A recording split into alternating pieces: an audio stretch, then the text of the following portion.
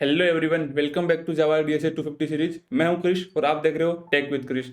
तो last class पे हमने कवर किया था थ्री सम एग्जांपल देखा था। लास्ट में हमने किया था leetcode question number 15 three sum, जिसको हमने ब्रूट फोर्स प्लस ऑप्टिमल दोनों से देखा था। आज का एजेंडा क्या रहेगा? सबसे पहले हम फोर सम सीखेंगे, फिर एग्जाम्पल लेंगे, उसके बाद मैं आपको लीड कोड क्वेश्चन नंबर 18 कराऊंगा।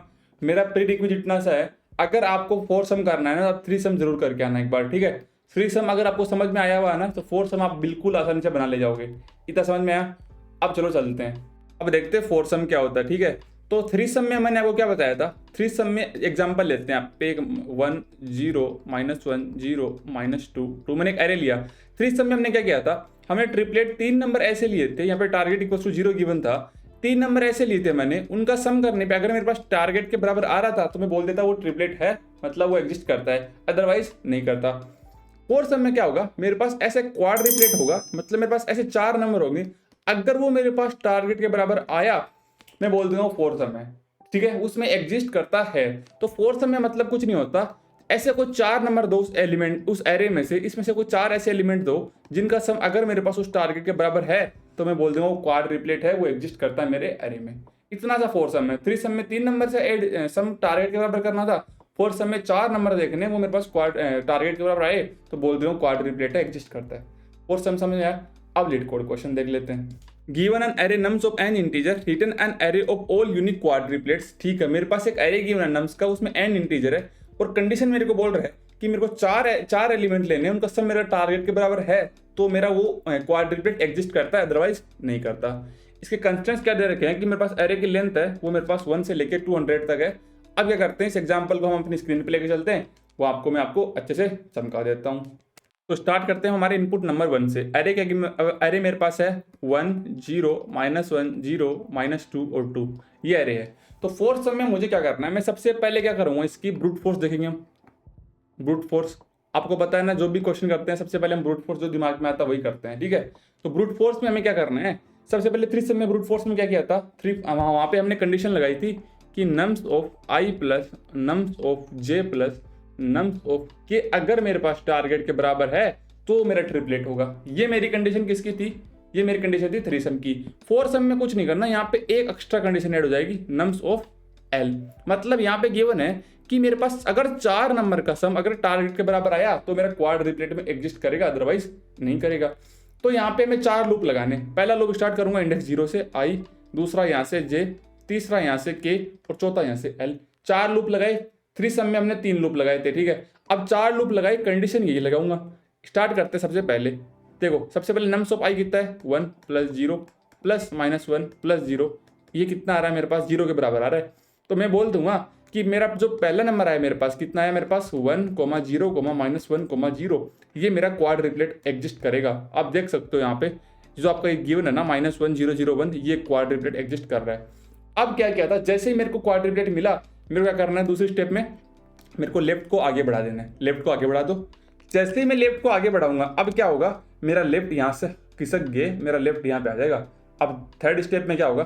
थर्ड स्टेप में होगा मेरे पास 1 + 0 + -1 प्लस, अब मेरे पास लेफ्ट कितना पे -2, जो नॉट इक्वल टू कितना है? टारगेट।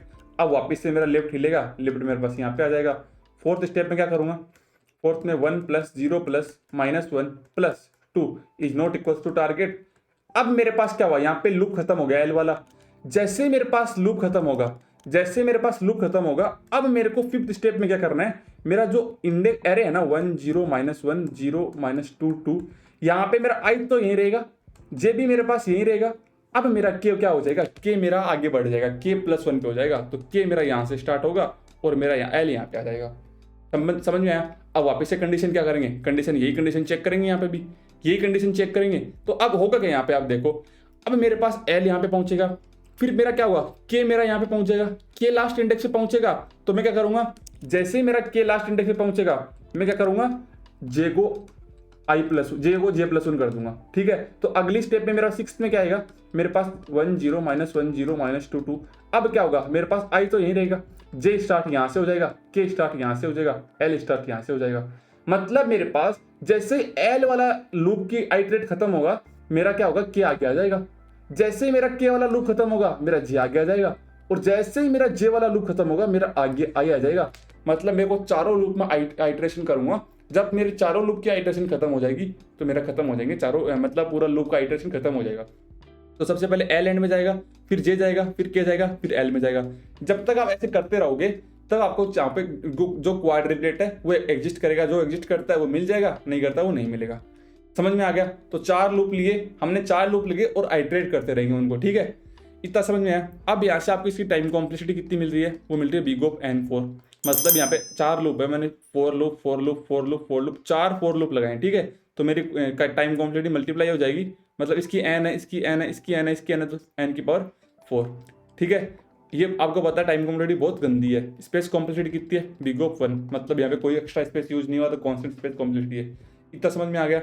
तो यहाँ पे ब्रूट फोर्स में सिंपल इतना ही करना था, 4 लूप लेंगे, 4 लूप लेके हम आइटरेट करते रहेंगे जब तक कि मेरे पास जितने क्वाड्रिप्लेट है सारे ना मिल जाए। और एंड कंडीशन क्या होगी?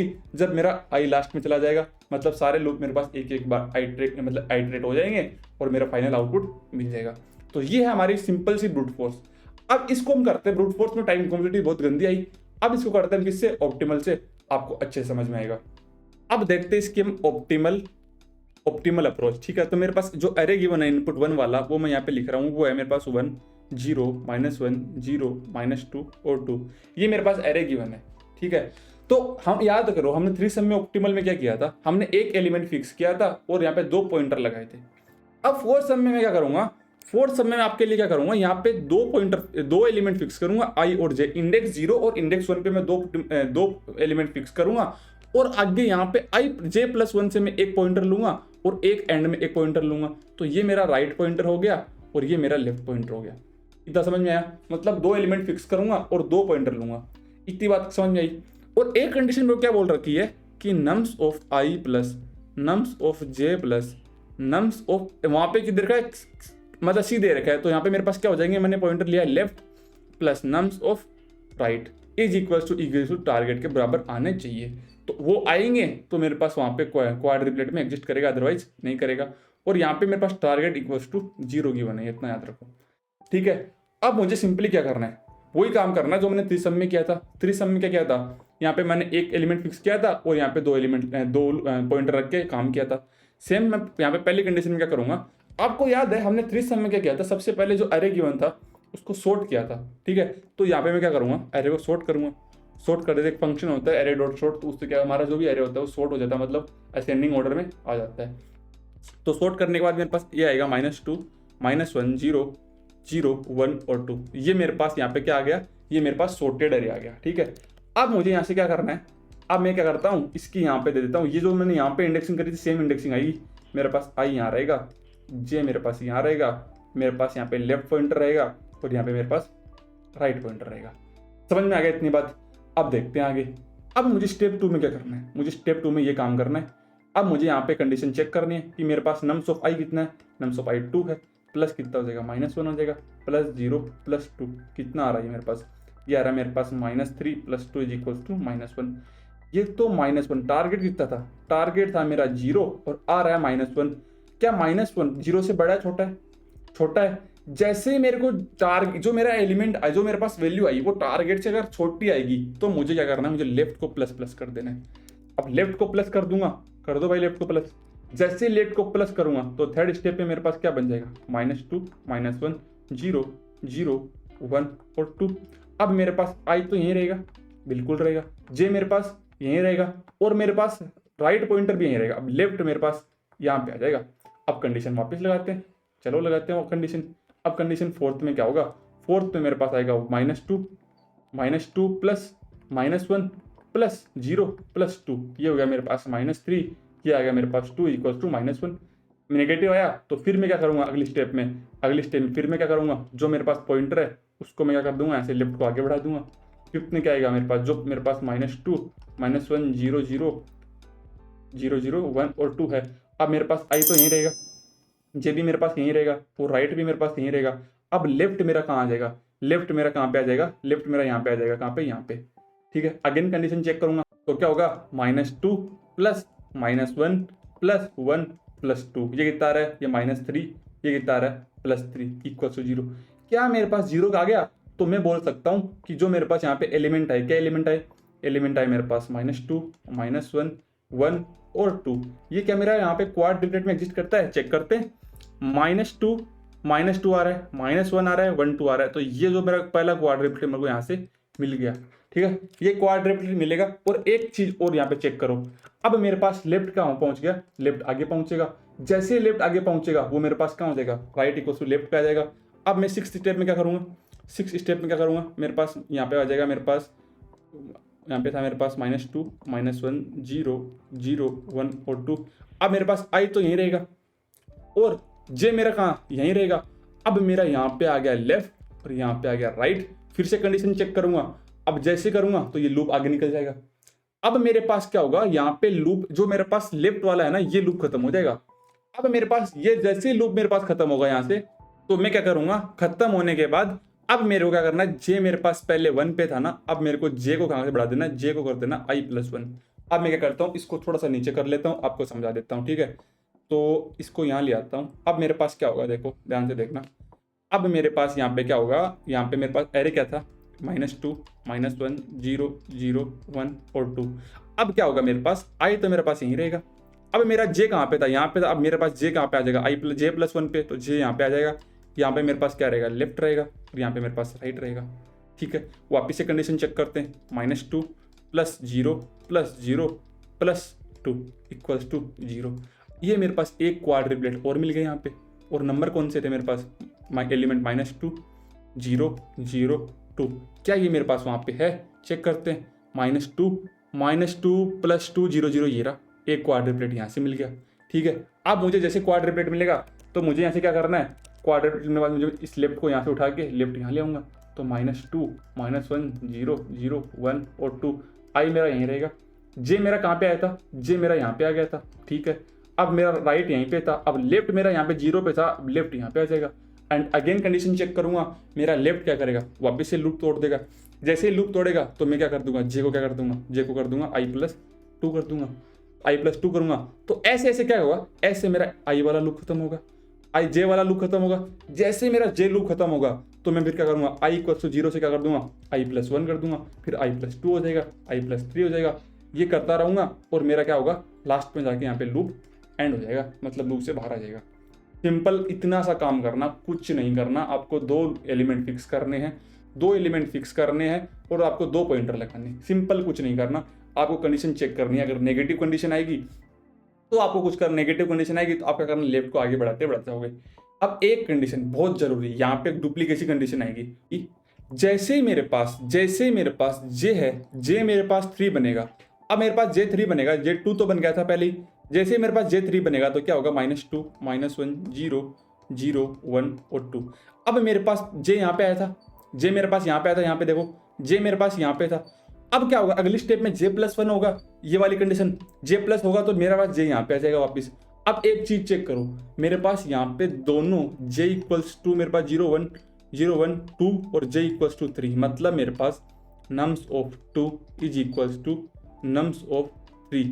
ये मेरे पास यहाँ पे रिपीट हो रहा है, 0 0, तो यहाँ पे मेरे को रिपीट हो रहा है। जैसे मेरे पास रिपीट होगा मैं उसको बोलूँगा वहाँ से वो चेक नहीं करना, कंटिन्यू कर दो सिंपल। जैसे ही मेरे पास डुप्लीकेट आएगा मैं उसको वहाँ से कंटिन्यू कर दूंगा, मेरे पास वो J = 3 वाली कंडीशन पे डुप्लीकेसी आएगी, वो हम वहाँ पे एक स्टेटमेंट ऐड करेंगे हमारे कोड में। समझ में आ गया?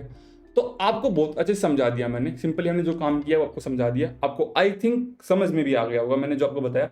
अब आप बोलते हो तो उसकी टाइम कॉम्प्लेक्सिटी बता देता हूँ। टाइम कॉम्प्लेक्सिटी क्या आएगी यहाँ पे देखो, उस टाइम कॉम्प्लेक्सिटी को मैं नीचे समझा देता हूँ। ठीक है, अब थोड़ा सा नीचे ले आता हूँ आपको। ठीक है, अब यहाँ पे मैं आपको समझा देता हूँ इसकी टाइम कॉम्प्लेक्सिटी। ठीक है, तो टाइम कॉम्प्लेक्सिटी देखो। अब मेरे पास सबसे पहले मैंने सॉर्टिंग करी थी, उसकी टाइम कॉम्प्लेक्सिटी आएगी मेरे पास O and log n, sort किया था उसकी। दूसरी स्टेप मैंने एक आउटर लूप लगाया था, उसकी टाइम कॉम्प्लेक्सिटी O n आएगी। एक मैंने लगाया था इनर लूप की टाइम कॉम्प्लेक्सिटी आएगी O n। और एक मैंने लगाया था यहाँ पे 2 पॉइंटर, 2 पॉइंटर लगाए थे, 2 पॉइंटर की टाइम कॉम्प्लेक्सिटी आएगी मेरे पास O n। तो ये वाला जो आउटर लूप था वो मेरा आई था, ये मेरे पास J था, और ये 2 पॉइंटर थे लेफ्ट और राइट, उनकी टाइम कॉम्प्लेक्सिटी ये हो गई। ठीक है, इतना समझ में आया। अब टाइम कॉम्प्लेक्सिटी को ऐड कर देते हैं सबको।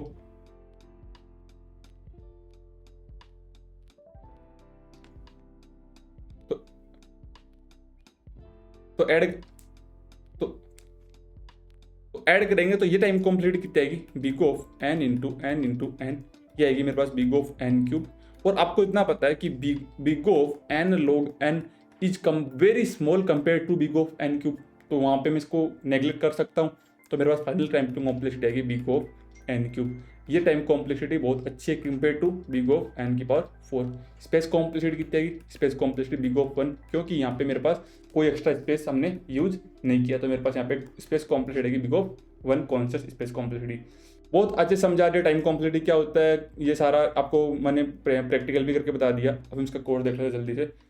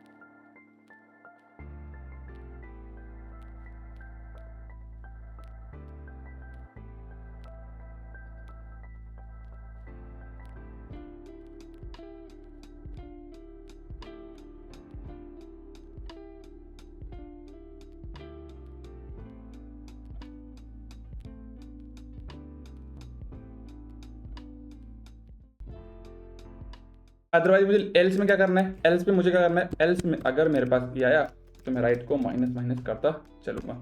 एक बार लूप ध्यान से समझ लो, पहले सॉर्ट किया फिर मैंने एलिमेंट को फिक्स किया। अब कोड रन करते हैं, एक बार देखते हैं क्या होता है। तो आप देख सकते हो जितने आपके केस थे वो सारे पास हो गए। आप देख सकते हो इस कोड को। अब सिंपली यहाँ पे सबमिट पे क्लिक कर दो तो ये आपका जो कोड है वो सबमिट हो जाएगा। यहाँ पे ये हो गया सबमिट। तो आज हमने एक क्वेश्चन और सोल्व कर लिया हमारे डीएसए सीरीज का। आई थिंक जो मैं आपको बता रहा हूँ, जो पढ़ा रहा हूँ, जो जिस वे से पढ़ा रहा हूँ आपको समझ में आ रहा होगा। और अगर समझ में आ रहा है तो वीडियो को लाइक कर लो, चैनल को सब्सक्राइब कर लो और कमेंट सेक्शन में जरूर बता दिया करो कि आपको ये सीरीज कैसी लग रही है। कोई प्रॉब्लम कोई डाउट हो तो मुझे कमेंट सेक्शन में पूछ सकते हो। मिलते हैं अगले क्वेश्चन में, जब तक के लिए बाय बाय।